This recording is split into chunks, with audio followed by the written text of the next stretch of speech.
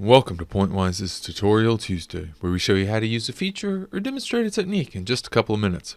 Today we're talking about print to file and dimensioning in pixels. Print to file is a useful feature to get high quality images of your mesh exported. To do that, you would go to File, Print to File.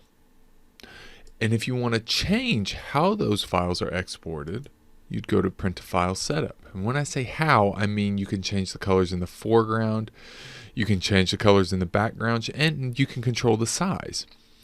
The default way to control the size is by inches. So if I put in an image size of 2 by 2, that's the size that would come out. You can see it's reflected up here in this table.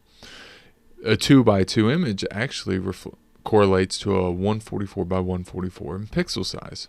If you'd rather define it in pixel size, you can hit this little drop down menu and click pixels.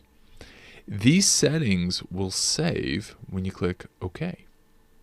So now, anytime I choose print to file, all of those settings will be retained. If you like this video, be sure to click the thumbs up button and subscribe to our channel for more videos like this. If you have any questions or comments, drop us a line down below or connect with us on Twitter, which is linked in the description. Thank you all. Have a pleasant Tuesday.